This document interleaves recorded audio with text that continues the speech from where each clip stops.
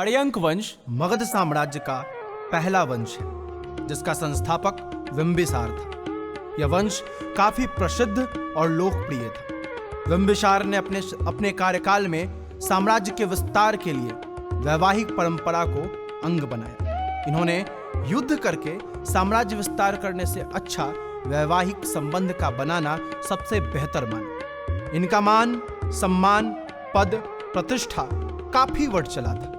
इन्होंने प्रथम विवाह महाकौशला देवी से किया जो कि कौशल राज्य की राजकुमारी थी। दूसरा विवाह चेलना से किया जो वैशाली के राजा चेतक की पुत्री थी। तीसरा विवाह इन्होंने क्षेमा से किया जो मध्य पंजाब देश की राजकुमारी थी। इस प्रकार इन्होंने वैवाहिक परंपरा को अपनाकर साम्राज्य विस्तार किया। मगध साम्राज्य का पहला शासक बिंबिसार था जिसने वैवाहिक संबंध को साम्राज्य विस्तार का अंग बनाया।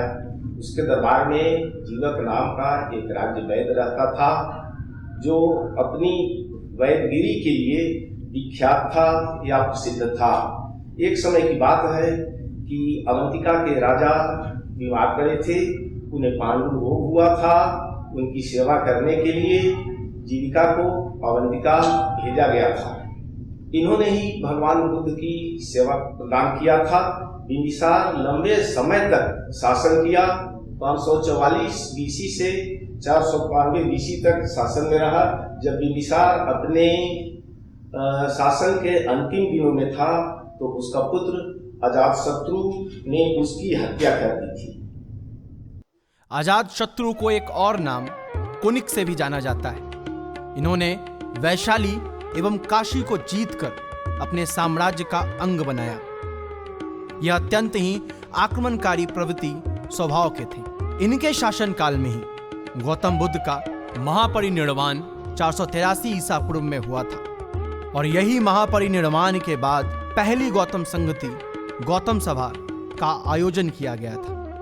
अजातशत्रु के शासनकाल के अंतिम दौर में उनके पुत्र उदयन ने अपने पिता अजातशत्रु की हत्या करके गद्दी प्राप्त की। इन्हीं घटनाओं के कारण इसे पितृहंता वंश कहते हैं। पिता की हत्या करके गद्दी प्राप्त किया और उन्होंने ही गंगा नदी के तट पर, जहां पर एक तरफ से सोन नदी दूसरी तरफ से गंडक नदी आती है, वहां पर एक शहर बसाया जिसका नाम था पाटलिपुत्र।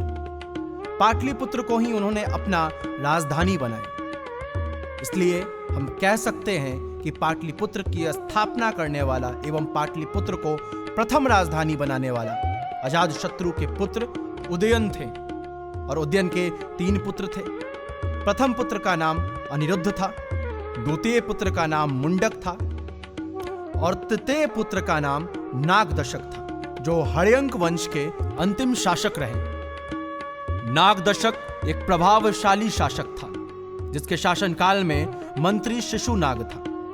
कुछ समय पश्चात नागदशक के शासनकाल में शासन तंत्र निर्मल पड़ जाती है क्योंकि यह एक विलासी किस्म के शासक थे और अंत में चारों तरफ षड्यंत्र होने लगती है, हत्या होने लगती है। फलस्वरूप जनता में व्यापक असंतोष छा जाता है और इसके शासन के रूप में विद्रोह शुरू हो जाता है जिसके कारण जनता नागदशक को गद्दी से उतारकर नागदशक के मंत्री शिशुनाग को राजा बनाकर गद्दी पर बैठा देती है और इस प्रकार मगध साम्राज्य में एक नवीन वंश की स्थापना होती है जो शिशुनाग वंश के नाम से प्रसिद्ध है। तो सर्वप्रथम हम हर्यंक वंश से अवगत हुए कि कैसे उसकी समाप्ति हुई और एक नए वंश की उत्पत्ति। तो चलिए हम दूसरे वंश शिशुनाग वंश की ओर चलते हैं।